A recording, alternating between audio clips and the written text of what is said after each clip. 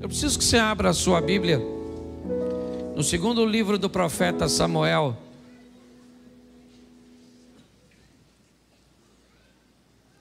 do capítulo de número 22, a partir do verso de número 17.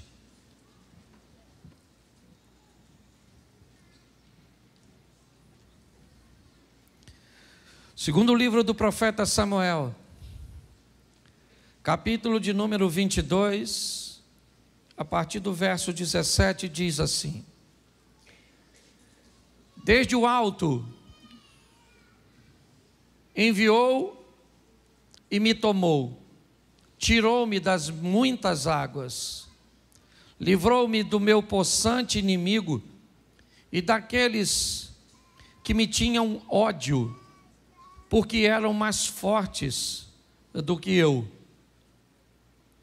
Encontraram-me no dia da minha calamidade, porém o Senhor se fez o meu esteio, e tirou-me para o largo e arrebatou-me dali, porque tinha prazer em mim. Recompensou-me o Senhor conforme a minha justiça, conforme a pureza das minhas mãos, me retribuiu. Porque guardei os caminhos do Senhor e não me apartei impiamente do meu Deus. Vamos embora. 24. Porém, fui sincero perante Ele e guardei-me da minha iniquidade. E me retribuiu o Senhor conforme a minha justiça, conforme a minha pureza diante dos seus olhos.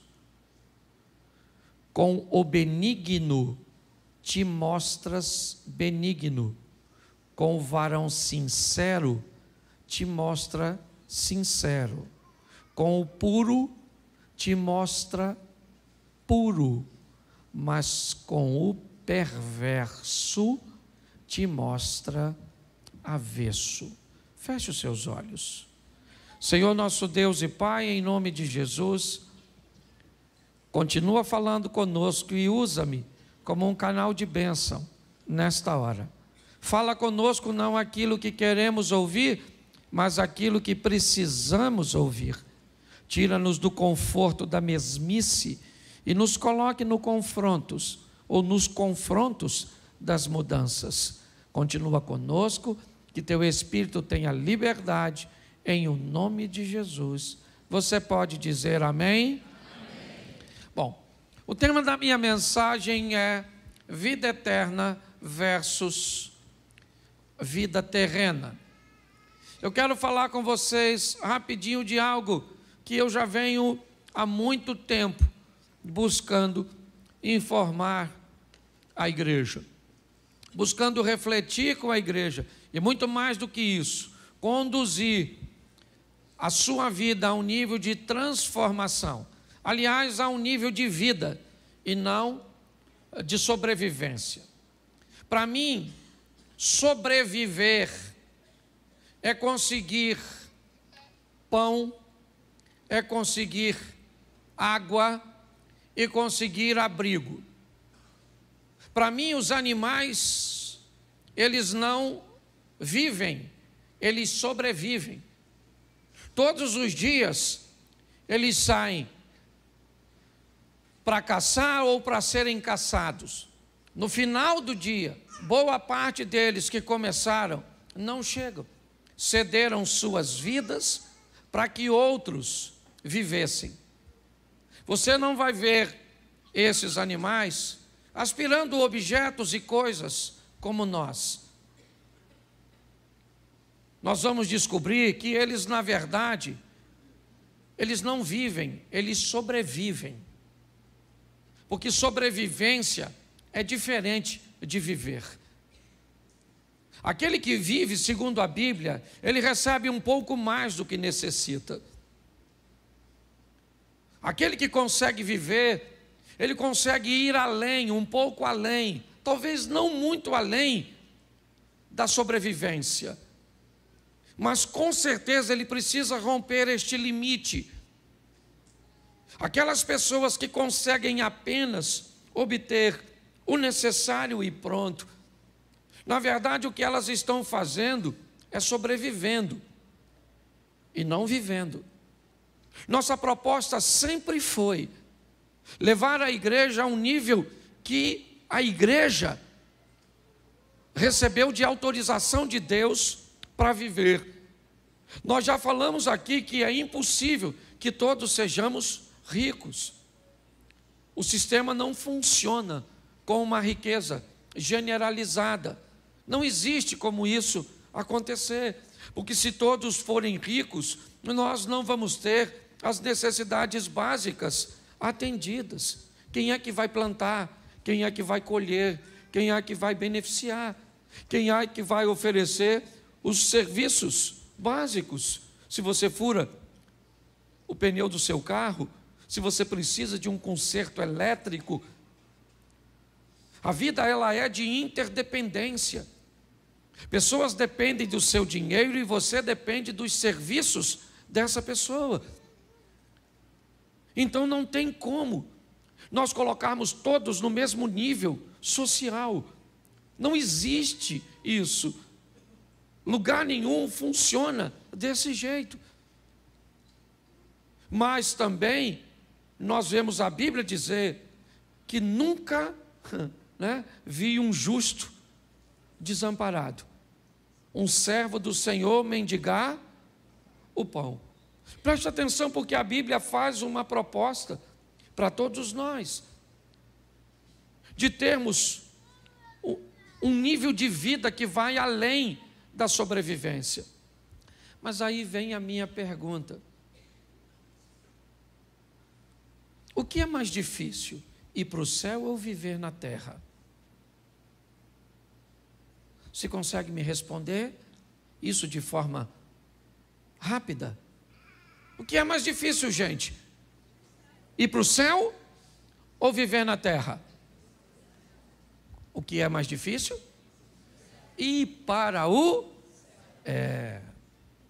uma pergunta que me parece estar bem equivocada. É muito mais fácil ir para o céu, no que diz respeito ao ensinamento bíblico, do que viver na terra. Qual é o grande problema da vida aqui? É que me parece que diante de nós está um espelho. E o que ele faz? Reflete tudo aquilo que nós fazemos. Tudo aquilo que nós fazemos provavelmente vai virar ou vai voltar para nós de alguma forma. Só que nós não temos testemunhas ao nosso lado o tempo inteiro, observando aquilo que fizemos e fazemos, quer de forma explícita ou implícita. Mas a verdade é que o texto que nós lemos, e eu já vou mostrar ele para vocês, fala de um camarada que não tinha problema com os céus. Você não vai ver Davi, tudo bem que nós estamos no Velho Testamento, mas você vê que Davi teve muitos altos e baixos. Mas chegou um momento que ele entendeu o que acontecia com ele. E esse texto que lemos faz parte disso.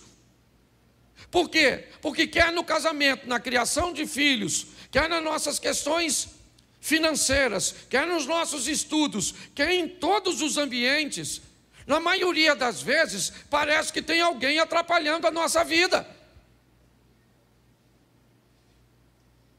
Parece que tem alguém criando uma confusão na nossa vida. Eu não sei se você já parou, basta você conversar com as pessoas, que há sempre um culpado para que aquilo esteja acontecendo. E pior, elas acham muito mais difícil chegar no céu. Mas segundo a Bíblia, chegar no céu é muito fácil.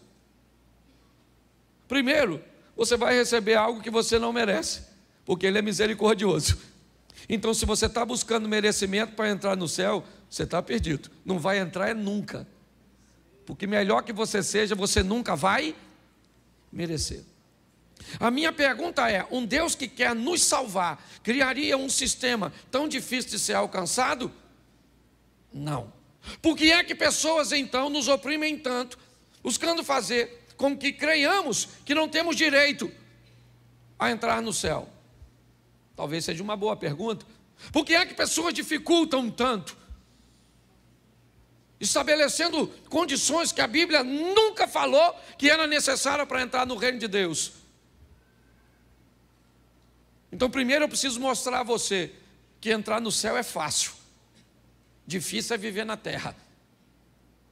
Poxa, pastor, nunca pensei nisso, mas eu queria que você fosse pensando hoje. Aliás, não fosse pensando, fosse pesquisando o que eu vou te falar. Porque pode ser que para você eu esteja falando um montão de besteira, então eu quero que você pesquise.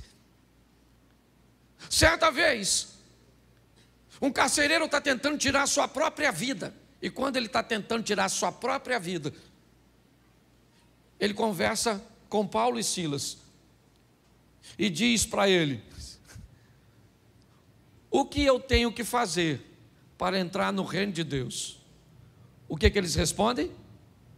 Sabe o que é?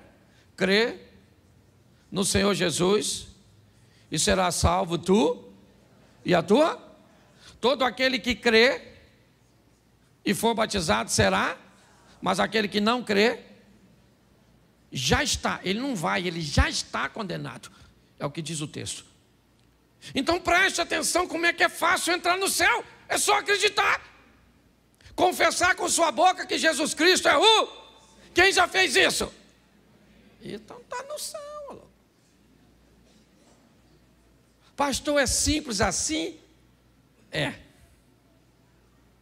Entrar no céu é simples, mas não tem que fazer, não tem que acreditar. E morrer acreditando. Qual é o grande problema? É a morte súbita, aquela que você não está esperando.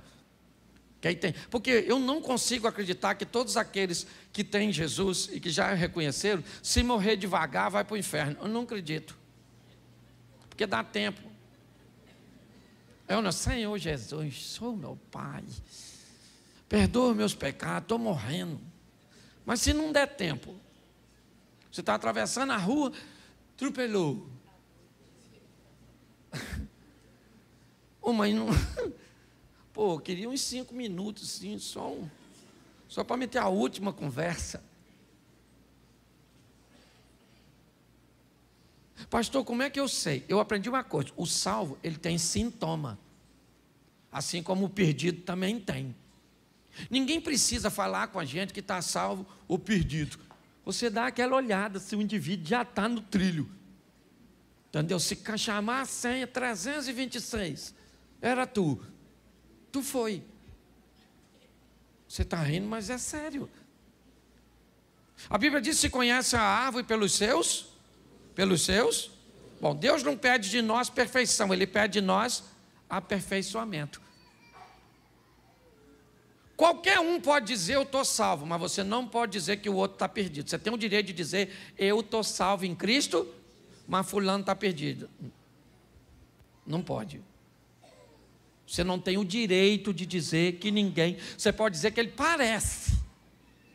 Ó, fulano parece que vai se lascar. Beleza. Pelo comportamento dele. É a grande verdade. Mas eu aprendi uma coisa. Quando eu entrei na igreja, eu tomava um Birinade. Lembra disso, Jane? Você era a minha comparsa. Tomávamos grau, gostava de tomar. Aliás, eu parei de beber, hoje não gosto de nada de bebida, porque minha família toda tem problema no DNA da família. A quantidade, você sabe, conhece? Não, você conhece minha família.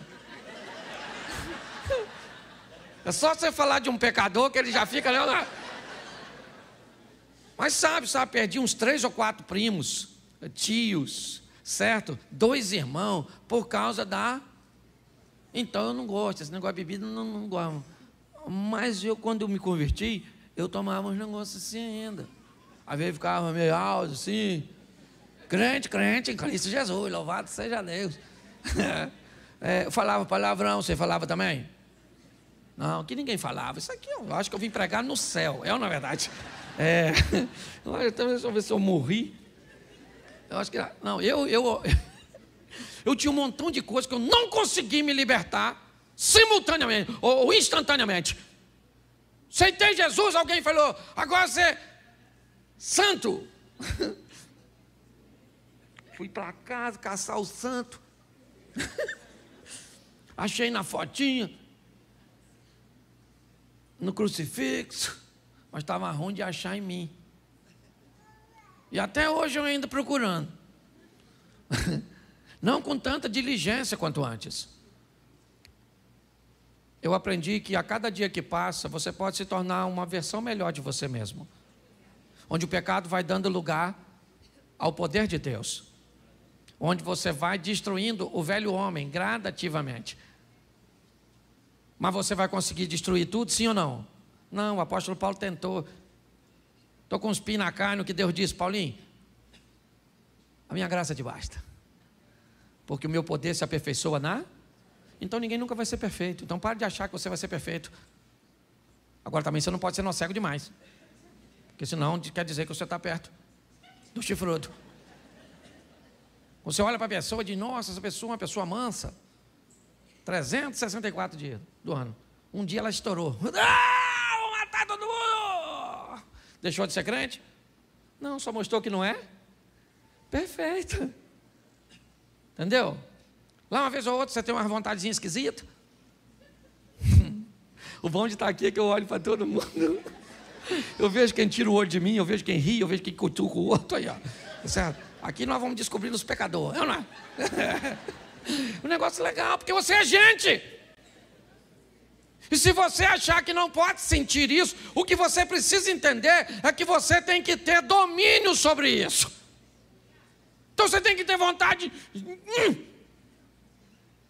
Mas não. Entendeu? Queria esganar. Morde a língua. Depois fala com Deus, Senhor.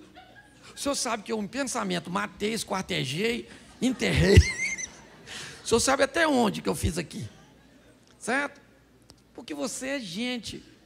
Hoje eu vejo pessoas buscando uma santidade utópica, inexistente. Um relacionamento com Deus que não existe. Um dia vai existir, porque quando vier o que é perfeito, então o que é em parte vai ser aniquilado. E você vai receber um novo corpo, um novo nome.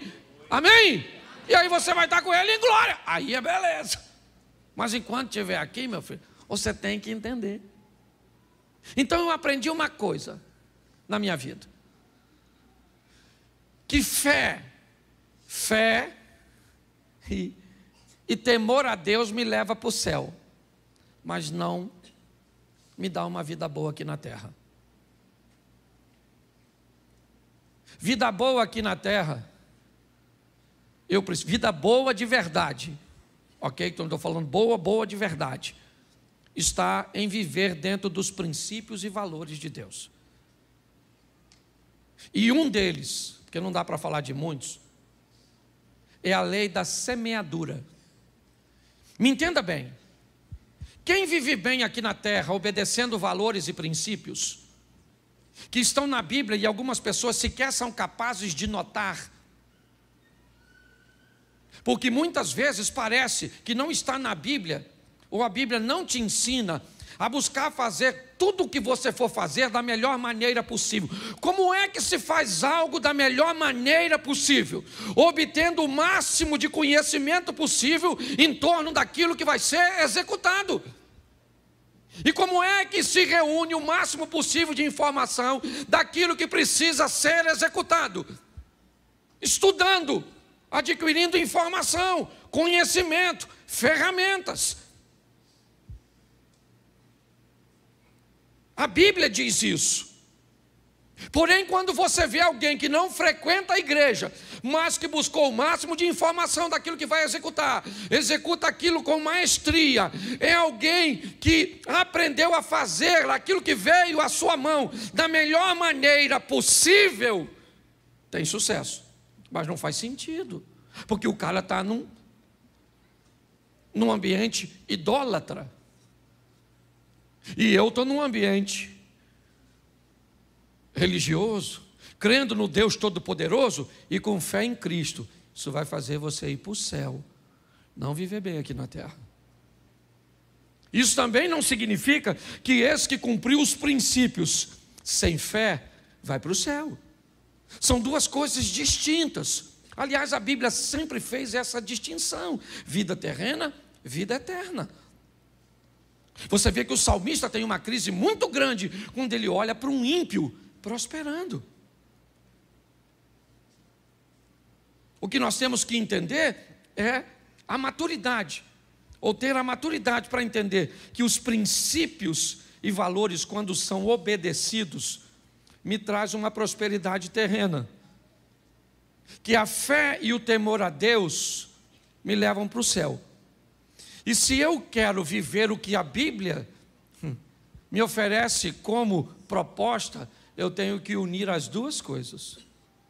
Viver uma vida excelente aqui na terra e depois ir para o céu.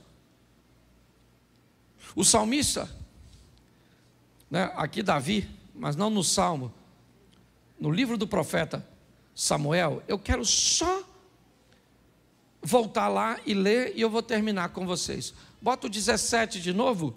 É isso, começamos? Não, foi no 18. Isso. Preste atenção no que ele está dizendo.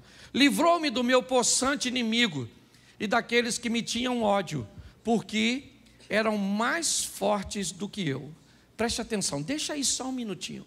Davi enfrentou muitos inimigos, sim ou não? E muitos desses inimigos ele enfrentou porque era valente, porque tinha gente valente do seu lado, porque tinha armas necessárias, estratégia necessária, sim ou não? Então ele não precisava de Deus.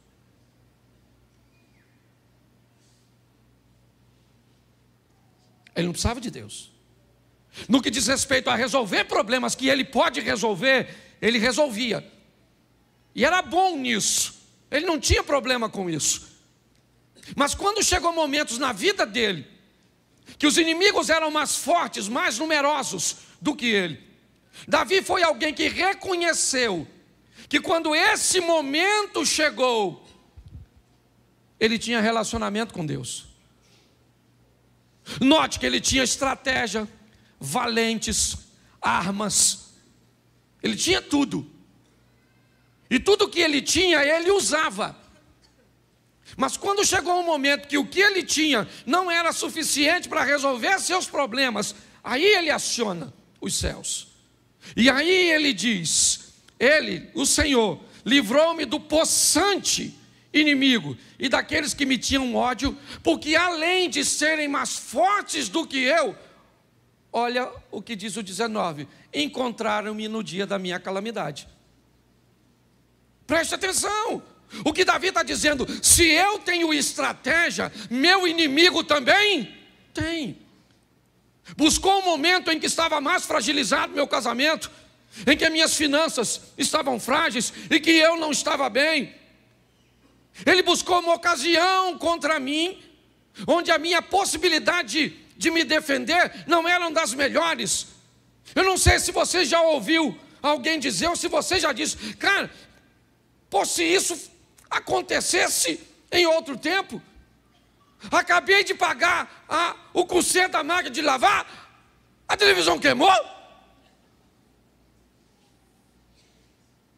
Pô, acabei de enfrentar esse tipo de problema, agora vem esse. O que Davi está descrevendo é isso. É alguém que aprendeu a mesclar esses dois estilos de vida. Dava para ele resolver? Resolvia. Não dava para resolver? Deus entra com providência. Por quê? Porque Davi diz: quando eles me atacaram, buscaram o dia da minha calamidade, porém o Senhor se fez o meu, a minha coluna. Bota aí o verso seguinte: tirou-me para o largo e arrebatou-me dali, porque tinha o quê? Tinha o quê? Isso, Davi está dizendo: Deus tem prazer em mim. À toa? Não. Deus não tem prazer nesse cara à toa. Por favor, nunca leia um texto e coloque ele na sua vida. Eu já cansei de ver pessoas pegar o texto de Filipenses e dizer que o Senhor te retribua segundo as suas riquezas em glória por Cristo Jesus. Como se o texto de Filipenses fosse escrito para nós. Ô gente, pelo amor de Deus, o texto de Filipenses foi escrito por Paulo para quem?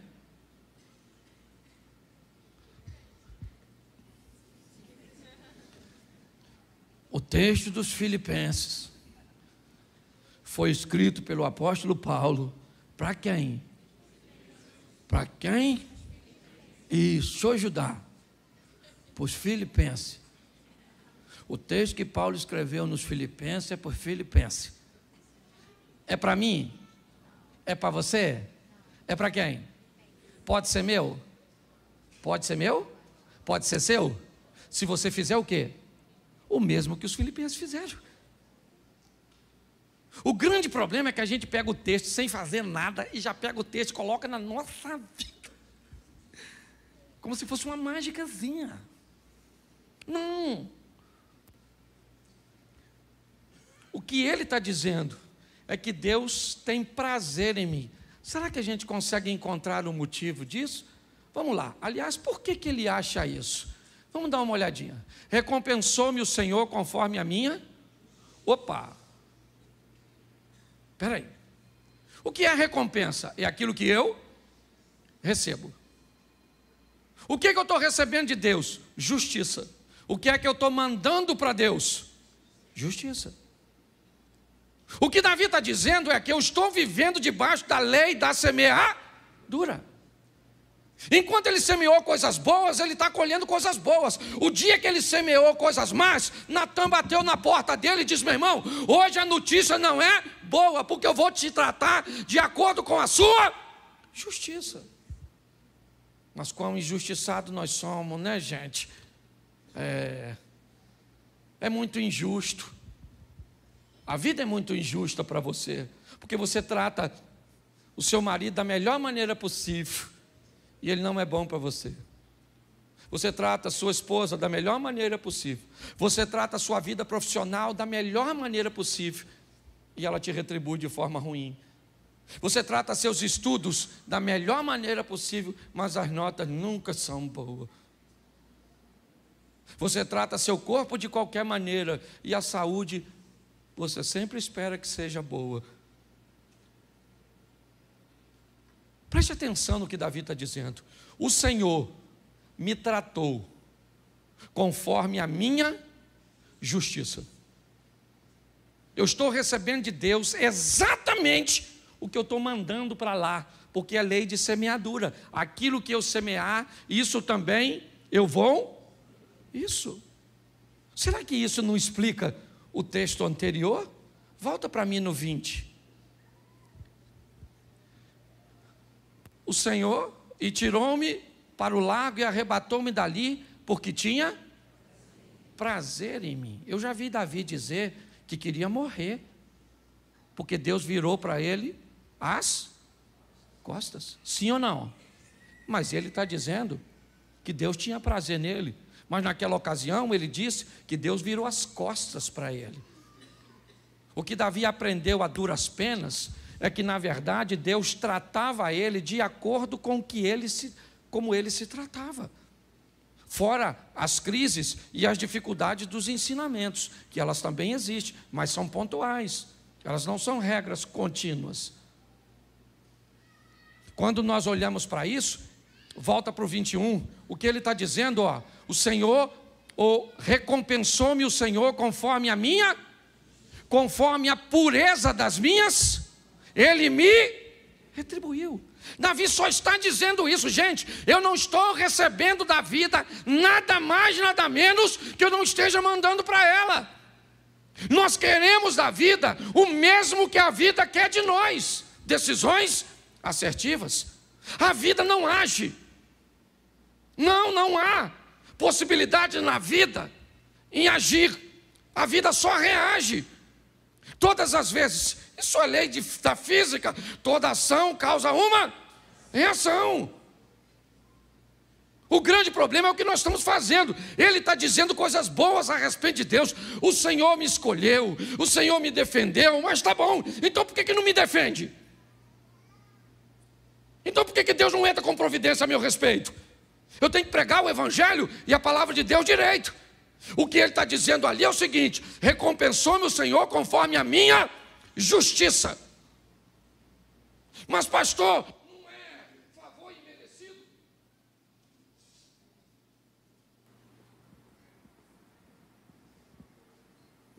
Obrigado. Não é favor imerecido. Favor imerecido é para entrar no céu, não é para viver na terra. Não vem com essa história de que Deus é obrigado a corrigir seus erros. Pelo amor de Deus, Ele não tem obrigação nenhuma. Pode até fazer isso de forma pontual, por sua misericórdia. Mas o que Ele criou foi: plantou, colheu. Plantou, colheu. Coisas boas ou ruins. E diga-se de passagem, ninguém planta para colher na mesma proporção. Quer para o bem, quer para o mal.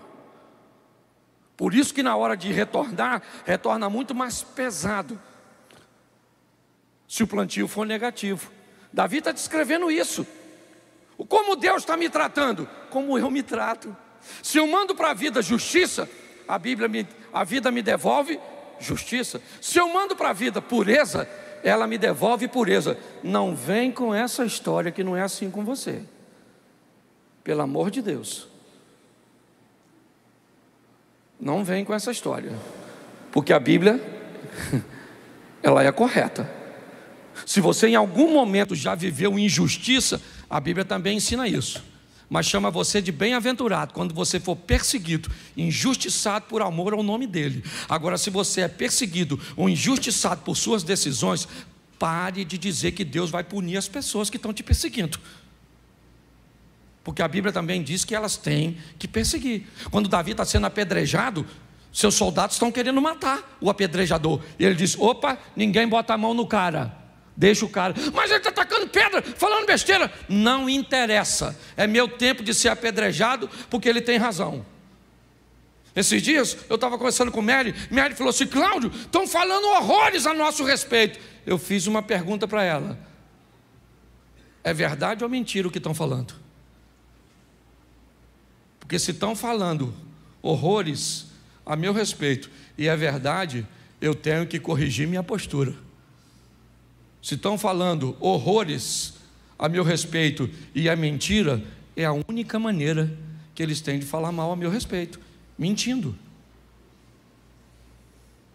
Não é porque você vive muito bem e faz tudo certo que as pessoas só vão falar de você a verdade. Mas por favor, seja tão honesto com a vida e com você, que a única maneira cuja qual as pessoas vão ter de falar mal a seu respeito é mentindo. É um bom estilo de vida. Davi, ele está reconhecendo isso. Prossiga. Vamos lá, bota o 22 para a gente adiantar. Porque guardei os caminhos do Senhor e não me apartei impiamente do meu Deus. Vamos lá. Coloca aí o próximo. Me ajuda aí, irmão.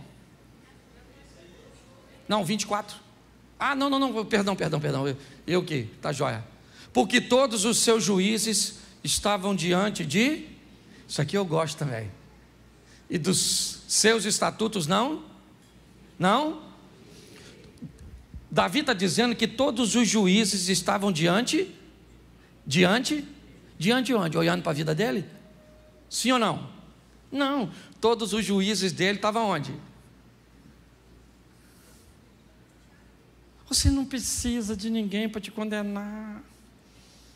Você já esconde por quê? Porque o juiz diz para esconder. Então quando você vai ver, você vai ver. Você responde, apaga.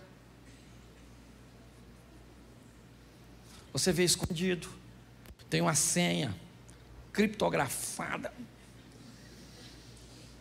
Certo? Esse dia eu vi um post que eu achei o maior barato. Um cara simbolizando a morte para o outro na rua e diz: aí, amigo, você deixou seu telefone em casa aberto. Sua mulher viu tudo. Quer ir para casa ou quer ir comigo, já para adiantar? Você está rindo, mas é sério. Os juízes estão aqui, sim ou não? Sim ou não? Está aqui, ó. Bem aqui. Quando você vai fazer, tem alguém dentro de tu que fala.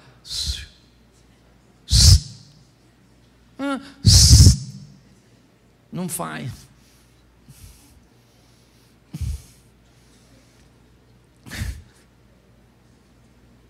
Não faz.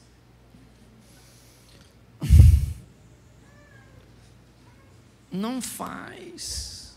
Aí você vai ir, mas o juiz estava lá, sim ou não? Sim ou não? Sim. Você se apaixonou por um homem casado. Oh, meu Deus. Mas todo tipo de amor é válido. Claro que é. Entra nessa. O chifrudo também ama. O Satanás, vai lá. Você está rindo, mas é sério. Davi está dizendo, os juízos estavam diante de mim e de seus estatutos não, todo mundo que vai pecar, peca sabendo, sim ou não? Sim ou não? Sim. Isso. Dá quase um comboio para o inferno. Certo? Vamos lá, porque eu não posso demorar muito, já estou quase acabando. Aliás, o tempo já estourou. Coloca, porém, fui sincero perante. Repita comigo: quem fala de fraqueza, não fala de fracasso. Pensa num troço que a fraqueza odeia. Sabe o que é? Compartilhamento. O poder da fraqueza, ela diminui, mas de uma forma muito intensa, desde que você compartilhe. Não dá para compartilhar com qualquer um, diga de passagem, né? Pelo amor de Deus, não sai abrindo. Chega aqui dentro da igreja e acha o primeiro. Tem gente aqui que não guarda dinheiro, vai guardar segredo. Certo? Então cuidado para você que conta, mas você tem que contar às vezes.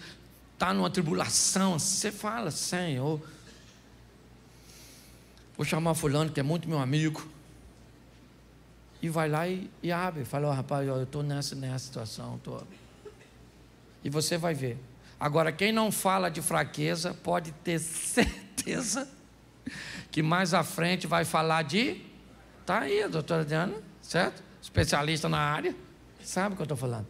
Ele diz: fui sincero perante ele, sinceridade, e guardei-me da minha... Agora preste atenção para a gente terminar. Mais uma vez. E me retribuiu o Senhor conforme a minha pureza diante dos seus. Preste atenção. Com o benigno, ele te mostra o quê? Então Deus é bom para quem é? Com o varão sincero, ele te mostra. Quem age com Deus com sinceridade, recebe o que de volta da vida? Vamos lá. Com o puro te mostra, mas com o perverso, opa,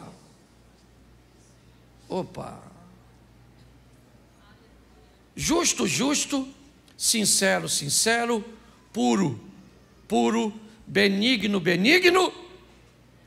mas perverso, ele não se mostra perverso, não, ele não pode mudar a sua natureza. Deus é bom, não há nele maldade. Mas quando alguém é perverso, a vida não dá para ele bondade. Preste atenção. Quando você é justo e alguém quer ser injusto, Deus entra e transforma a injustiça em justiça e você é abençoado. Ramã, lembra? O rapazinho que estão fazendo injustiça com ele e querem matá-lo. Quem é que sobe no cavalo? Ele. Quem é que é morto? Mordecai, seu opositor. Porque ele era justo, tentaram tratá-lo com injusto e Deus entrou com providência. Com o puro, se alguém quiser agir com você de forma impura, Deus entra com providência. Mas com o perverso, quando alguém quiser ser perverso com você, Deus não intervém. Eu tenho ouvido muito falar que Deus é amor. Você já deve ter ouvido falar isso. Deus é amor. Deus é amor. Eu não diria que essa informação está errada, porém eu diria para você que ela está incompleta. Um bolo é farinha, sim ou não? Sim ou não? Não. Um bolo é farinha? Ele é farinha. Ele é o quê? Ovo, ele é manteiga? Ele é fermento? Ele é leite? Então preste atenção. Quando alguém diz Deus é amor e qualquer tipo de amor vale, eu estou dizendo que Ele é só amor, mas não é justiça. Eu mostrei para vocês hoje aqui que a vida está te devolvendo o que você está dando para ela. E se você acha que é injusto, vai conversar com Ele e pergunta se é injusto, ou será que os juízes e os estatutos já não depõem contra você. Nossa proposta é melhorar a sua vida, é fazer com que você saia daqui com uma vida muito melhor. Fazendo o quê? Obedecendo a Deus. Não, o que eu quero é ir para o céu. Então viva de qualquer maneira, com fé em Cristo. E você morre e vai para lá. Agora não reclame de ter uma vida ruim aqui. Pare de olhar a vida dos outros. Eu falo sempre isso. Gente, ela está aqui, me acompanha, meu filho deve estar aí, minha nora está aqui. Mas ela lida comigo o quê? Quantos anos? 10 anos. Quando você viu desgraça na minha vida, me viu em dor, me viu isso, me viu aquilo, endividado, mais de 90% dos problemas que eu resolvo são dos outros, não são meus. Eu não tenho problema, é lógico que tenho, mas pode ter certeza que os meus são bem pequenos, mas eu tenho. E por que não são grandes? Primeiro, porque eu não deixo crescer. E segundo, por que já não chegam aqui grandes? Porque eu tenho um sistema de prevenção para que isso não aconteça. Por favor. Às vezes eu olho para a igreja e digo: Senhor, dê para ela aquilo que o Senhor tem me dado. Me dê condições de compartilhar com meus irmãos. Um casamento que não é perfeito, mas é legal. Uma família que não é perfeita, mas é legal. Uma situação financeira que não é abundante, mas é legal. Amigos que não são perfeitos, mas são legais. Uma saúde que não é perfeita, mas é legal. Me dói quando eu vejo pessoas sofrendo de uma forma contínua. Pegue esses estatutos e esses princípios, e principalmente o da lei da semeadura, e trate sua vida de forma diferente, sem desculpas, sem. Feche seus olhos agora. Pai, em nome de Jesus,